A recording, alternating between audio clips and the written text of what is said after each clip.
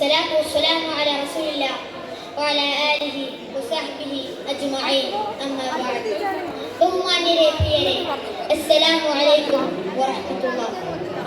ലോകത്തിൽ ഒട്ടനവധി മതങ്ങളും ദർശനങ്ങളും ഉണ്ട്. അവയ്ക്കെല്ലാം തന്നെ വേദഗ്രന്ഥങ്ങളോ താത്വിക ഗ്രന്ഥങ്ങളോ ഉണ്ട്. അവയിൽ പലതും ഇതിനോടൊപ്പം കാലാഹരണപ്പെട്ടു കഴിഞ്ഞു. ചിലത് കാലത്തിന്റെ കുത്തൊഴുക്കിൽ മരണശയ്യയിലുമാണ്. എന്നാൽ അവതീർണമായി 14 നൂറ്റാണ്ടുകൾ പിന്നിട്ടിട്ടും അജയ്യമായി നിലനിൽക്കുന്ന ഏക വേദഗ്രന്ഥമാണ് പരിശുദ്ധ ഖുർആൻ. ദൈവികമെന്ന് 100% ഉറപ്പിച്ചു പറയാവുന്ന ഏക ഗ്രന്ഥവും ഖുർആൻ തന്നെയാണ്. അതുകൊണ്ടാണ് കാലദേശാതിർത്തികളെ ഭേദിച്ച് ഖുർആനിന് ഇത്രയും കാലം നിലനിൽക്കാൻ സാധിച്ചത്. അത് അല്ലാഹു തന്ന വാഗ്ദാനമാണ്. ഖുർആൻ പറയുന്നത് കേൾക്കുക, ഇന്നാ നഹ്നു നസ്സൽനാ ദിക്റ വ ഇന്നാ ലഹു ലഹാഫിദൂൻ. തീർച്ചയായും നാമാണ് ബോധനത്തെ അഥവാ ഖുർആനിനെ ഇറക്കിയത്, അതിനെ നാം തന്നെ സംരക്ഷിക്കുകയും ചെയ്യും. ലോകം മുഴുവൻ അടക്കിവാഴുന്ന ഏകാധിപതി വന്ന് ഒറ്റ ദിവസം കൊണ്ട് മുഴുവൻ മുസാഫുകളും അതിന്റെ ഡിജിറ്റൽ രൂപങ്ങളും നശിപ്പിച്ചു കളഞ്ഞാലും ദിവസങ്ങൾക്കകം ഖുർആനിനെ അതിന്റെ യഥാർത്ഥ രൂപത്തിൽ ഒട്ടും കലർപ്പില്ലാതെ പുനഃസൃഷ്ടിക്കാൻ കഴിയുമാറ് സുരക്ഷിതമാണ് ഖുർആൻ വചനങ്ങൾ. ലോകത്തിന്റെ നാനാഭാഗങ്ങളിൽ നിന്നുള്ള 10,000-കണക്കിന് ഹാഫിളുകളിലൂടെയാണ് ഖുർആനിനെ സംരക്ഷിക്കാനുള്ള സംവിധാനം ഒരുക്കി വെച്ചിരിക്കുന്നത്. മാനവരാശിയുടെ ചരിത്രത്തിൽ ഖുർആനിനോളം സ്വാധീനം ചെലുത്തിയ മറ്റൊരു ഗ്രന്ഥത്തെയും നമുക്ക് കാണാൻ സാധിക്കുകയില്ല. ഖുർആനിനെ നമുക്ക് കടലുമായി ഉപയോഗിക്കാം.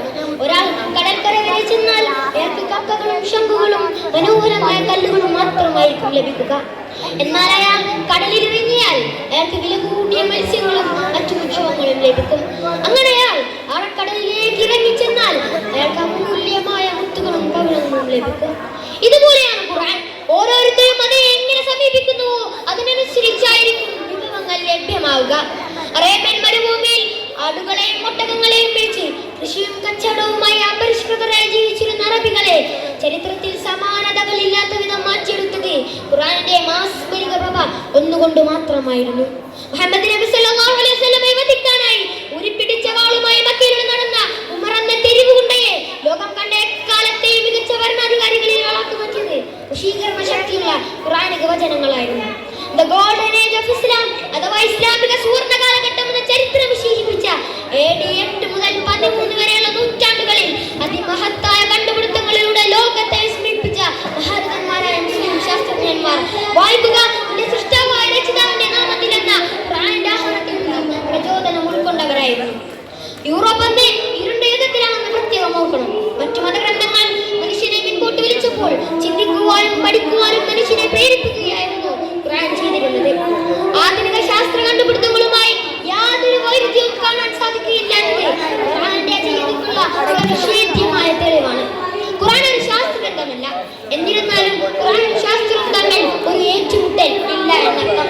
16-ാം നൂറ്റാണ്ടിൽ രചിക്കപ്പെട്ട ന്യൂട്ടന്റെ പ്രിൻസിപ്പിയ മാത്തമാറ്റിക്ക മുതൽ 20-ാം നൂറ്റാണ്ടിൽ രചിക്കപ്പെട്ട ആൽബർട്ട് ഐൻസ്റ്റീന്റെ ശാസ്ത്ര ലേഖനങ്ങളിൽ വരെ ആധുനിക ശാസ്ത്ര കണ്ടുപിടുത്തങ്ങളോട് യോജിക്കുന്ന തരത്തിലുള്ള പല പരാമർശങ്ങളും കാണാൻ സാധിക്കുന്നുണ്ട് എന്നുകൂടി അറിയുമ്പോഴാണ് ഖുർആനിന്റെ മഹത്വം നമ്മൾക്ക് കൂടുതൽ വ്യക്തമാകുന്നത്.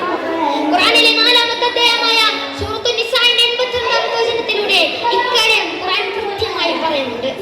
അഫലാ യതദബ്ബറൂനൽ ഖുർആന വലൗ കാന മിൻ ഇൻദി ഗൈരില്ലാഹി ലവജദൂ ഫീഹി ഇഖ്തിലാഫൻ കസീറ. അവർ ഖുർആനിനെ കുറിച്ച് ചിന്തിക്കുന്നില്ലേ?